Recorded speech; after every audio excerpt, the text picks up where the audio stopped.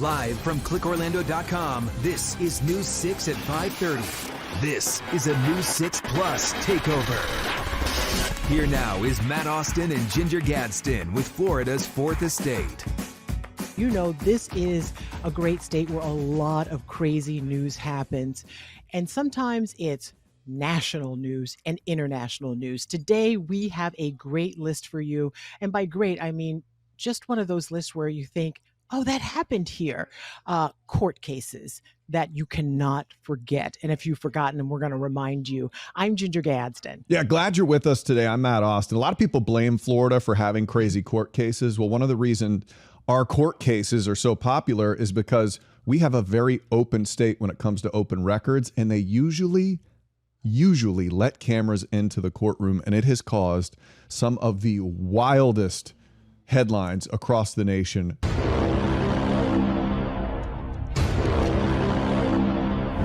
In 2012, a 17-year-old named Trayvon Martin was walking home with a pack of Skittles, and he was followed by a man named George Zimmerman. What happened next became national outrage.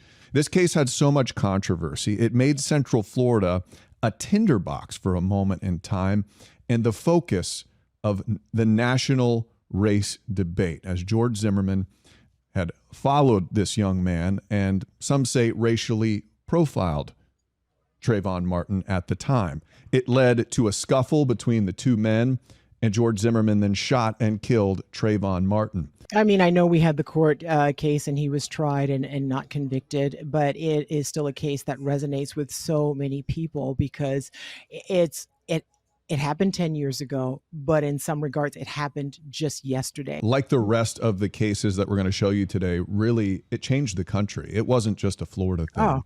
This changed the entire debate around race.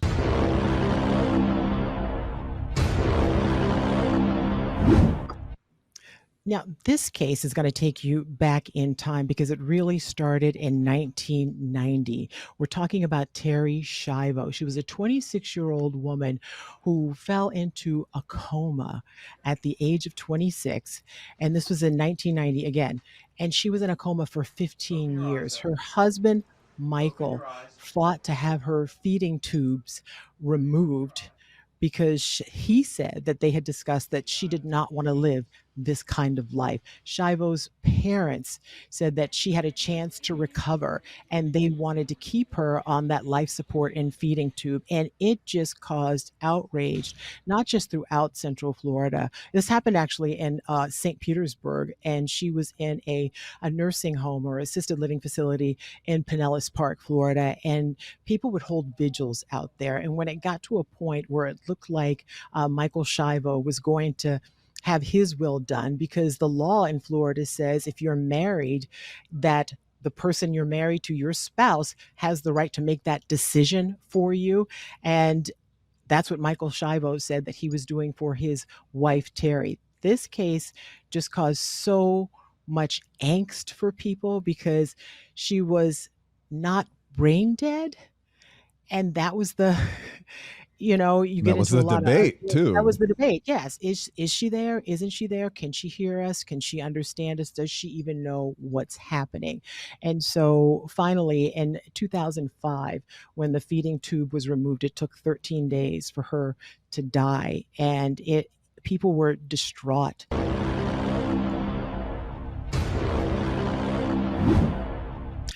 And speaking of court cases that you have to get in the Wayback Machine to revisit, this one takes us back to the 1970s. 1974, Ted Bundy is believed to have committed some of the most heinous crimes in this country. He was this infamous serial killer who confessed to killing women in 7 states, Florida being one of them.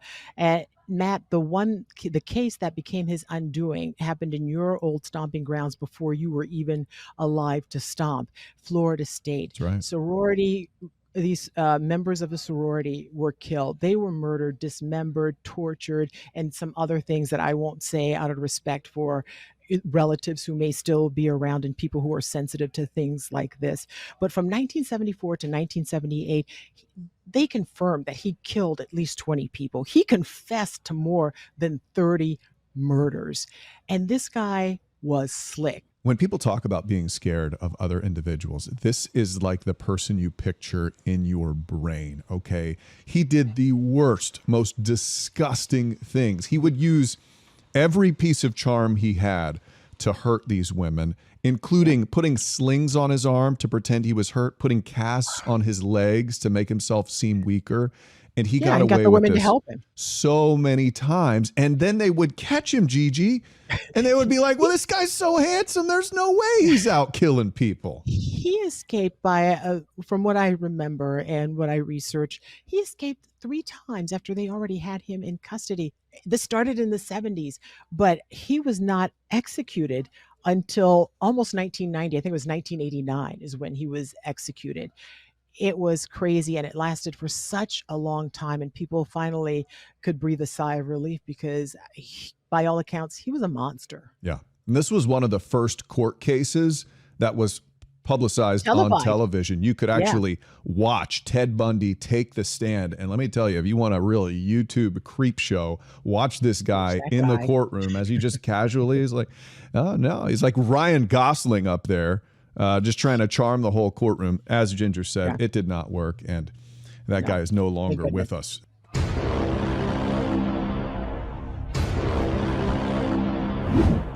I want you to envision your child goes missing for 31 days, and you don't report her missing. Of course, I am talking about Casey Anthony. It happened to her 2-year-old daughter, Kaylee. She disappeared. The grandparents hadn't seen her. Finally, grandma called 911 and said, my granddaughter's been missing for 31 days. I haven't found her. And my daughter's car smells like a dead body. And then the Casey Anthony drama, maybe one of the most intense court battles in the history of America. It's between this and O.J. Simpson. She was in court every day in front of 40 to 100 million people.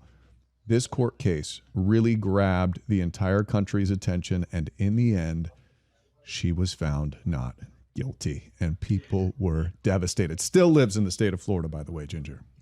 Oh, yeah. We all remember this one because this is very recent. It seems, again, like it just happened yesterday. And it's one of those things, Matt, where if I don't see my cat in the house for 6 hours, I will report my cat missing. Right. So can you imagine having a child missing for 31 days? And that's the crux of it, because they brought up her parents, or why didn't your parents report it? Why didn't you report it? And so many people were implicated in this, and they had their lives and careers just ruined by this case. Yeah, it was viral really before things went crazy viral at the time. And the characters in this case were just so wild. You had the meter reader. You've got Jose Baez out there, who was just, everybody was talking about being kind of a bumbling lawyer at the time, and then he wins, and now he's this famous lawyer who's he's covering stars. He's representing stars now. So what a wild case. Was it Zanny the nanny? That's right. Yeah. Who turned out to be a person. Yeah, she said the nanny was watching the kid for 31. Just the craziest twists and turns in that case.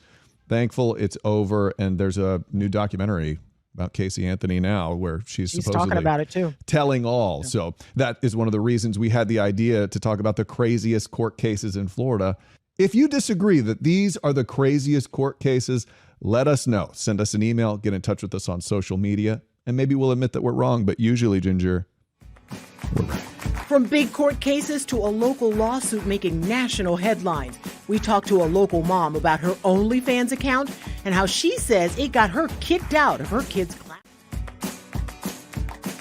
Hey, welcome to Florida's Fourth Estate. We have such an interview for you today that has really captured the attention of the world. So I want you to imagine you go to your kid's school, you volunteer there for 5 years, and then all of a sudden, something comes out about you that keeps you from going to the school. not that you're a hardened felon or you deal drugs, Murderer. but that you have an OnlyFans account. So this has been very fascinating, and we have them on the show today, and it should be an interesting conversation, Ginger. Yeah, Matt, it really should be. We're talking about Victoria Treese, and we're joined by her now and her attorney, Mark Nejame, to talk about how this got the attention of so many people. Thank you so much for joining us. Victoria, I'll start with you. You have been doing everything the right way. You're volunteering at your kids' elementary school, and all of a sudden one day you can't do that anymore. Can you tell us how it unfolded? Yes, so I was going into the building to volunteer in my youngest son's class to do pumpkin day. And I walked in and I was pulled in by the principal, and she said that I no longer can be in the building anymore. And did she give you a reason at that point? Like, did she say why, or she just said, you can't be here right now? I was told an anonymous email got sent in that contained photos from my OnlyFans. An anonymous email, and that was enough to keep you, a mom who's been volunteering for 5 years at your kid's school, from entering the building. Okay, so now I want to ask Mark, are you guys allowed to know who that anonymous person was? Because my next question is that person in trouble? Because if they are looking at an OnlyFans and they're probably a parent, I mean, how did it come to be? Yeah, I mean, there's so many issues that are really involved with your question. Uh, the fact is if they're going to kick out Victoria, why are they not kicking out other people who are actually going to the site? And then, if in fact it was a parent who sent these pictures, then it's our position that's a violation of Florida law to be sending such pictures. And the school has seemingly denied that they're the ones that sent the pictures to the media, but yet we have proof to show that in fact they did. So this is really wrapped in a lot of real questionable activity by the school board, and we're getting to the bottom of it. We filed a lawsuit, and we are claiming that a multitude of Victoria's rights have been violated, and we will know more once we in fact go through the discovery process. But we do know that this came, and we believe we know who it was sent, who sent it. We're not going to disclose that in case we're wrong, but we'll know in due time, and that name will come out in due time, because we believe that was a violation of the law, as we believe it was a violation of the law for the school board to send out the information to the media. What's baffling about it is that for 5 years she was a volunteer, and we can't get enough volunteers in our schools now. So here you've got somebody, and nobody knew what she was doing. In her free time. And the only bar to being involved in the Additions volunteer program is if you have a conviction. She's never been arrested, let alone convicted of anything. And I want to say one thing. Victoria was told this by her principal, but the principal was told to do this by the school board. We are not in any way, shape, or form suggesting that the principal had anything to do with this. She's been really quite magnanimous and professional throughout. So she was simply following her directions. So my question is for Victoria. It's not illegal to have an OnlyFans page. Many people do, millions of people do, and it can be quite lucrative. When you heard that you couldn't come to the school that day and you had to go back home, what was going through your mind? I was just devastated. That was like my biggest, it'll make me really upset to talk about, but that was my biggest pride and joy. And my life was going there, like getting to spend that time. The reason that I did OnlyFans was not to get a 9 to 5. You can't have a 9 to 5 and commit to being in the school every day, or at least multiple times. Like, it's difficult to do that. And I didn't want to not be able to do that. So being told like, oh, you no longer are allowed to come here and do that, what you love to do, it's just heartbreaking. I was heartbroken. I sat in the parking lot crying for an hour, I would say. Yeah, Victoria, and I would imagine you're heartbroken because of your kids. I mean, this is time you get to spend with them. So how have you noticed an impact on your kids with you not being able to come into the class and volunteer like you were before? Oh, 100%. It's I plan the parties that my kids see me plan the parties at my house, and then I take the stuff and I drop it off at the school in front, or I take it to a friend's house for them to take it. And then all the other parents get to go in, and my kids are the one that get in the car after a Christmas party or just end of the year party, and they're like, why aren't you there? You did it all. Why can't you be there? The other parents are all there. You're not there. Wow. And do they even understand what's going on? What have you told them?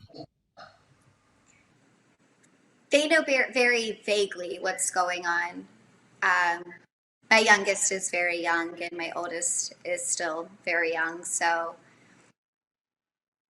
they know briefly. And I was talking to my wife about this earlier, and she was like, I wonder if there was a guy who maybe stole from his company, or if maybe he owned a strip club or something like that, and he tried to come in and volunteer, if they would stop him or anybody would care. She doubted that anyone would. Mark, do you think there's a bit of a double standard in this case?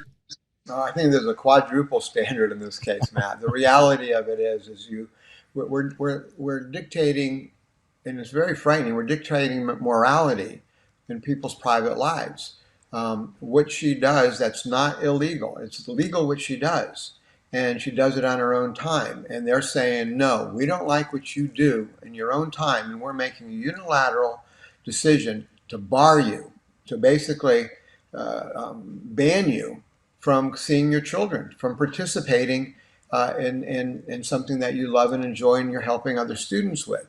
It's the old-fashioned scarlet letter. But I'm sure there are people watching this who are going to say, why doesn't she just do something else? Why doesn't she find a different kind of career, and then she could go and volunteer with her kids and be there? What would you say to those people? I would say that what I do is none of their business. Like, I'm not hurting anybody. I'm not being a bad person. I'm doing a job. I have infinite time with my kids. I'm a single mother with 2 boys that I'm the one that takes them to school. I'm the one that picks them up. I'm the one that travels with them. I'm the one that does essentially everything for them. Like, this is the only way that I can have that free time and still be there with them as much as possible. She's still contributing. She goes and gets books and school supplies and buys them out of her own money and takes them to the school, but then has to meet in her car outside the building where somebody comes and gets it. So they're very happy to take what she's giving and the contribution she continues to make, but she's not allowed on the property, not allowed to go inside and see the children, although she's still contributing. It's just the epitome of hypocrisy. Yeah, I would imagine that takes away from some of the gratification. It's not easy to put together that stuff and to spend your own money. Then you don't get to see the kids enjoying it, Victoria. Oh, 100%. And I just think what doesn't make sense to me is I can go and I can go with just my child on a field trip, but I can't go and all the other kids are around. Everyone's there. It's a field trip, but I'm not allowed in that building. It's twisted. It makes no sense. So her kids are young, but they're not going to be young forever. The legal system sometimes really does drag on forever. Are you going to be able to find a resolution to this while her kids are still in elementary school? You know, who knows how far this case will go. The school board continues to fight this and I simply don't understand why. So the answer is we're going to take it as far as we need to take it. And if that means that we go to the Supreme Court one day, we'll go to the Supreme Court one day. We're going to be watching this case very closely, as the world is. Victoria, the last question, I just want to wrap it up with you since you're at the center of this whole thing. What would be like the perfect ending? What would be the perfect solution to your case? To know that there was a change made. To know that this won't happen to a mom, a dad, another parental figure in a child's life, or to the parent or the person raising the child. That's all I want. I want to change. All right. Well, we'll have to see if it happens. Mark Neat James, Victoria Treese, thank you so much for joining us on Florida's Fourth Estate. We'll again be watching this case very closely, and it'll probably have an impact not just on Florida, but I would imagine the entire country with the things we're seeing in schools right now. And thank you for watching Florida's Fourth Estate. You can download it from wherever you listen to podcasts or watch anytime on News 6 Plus.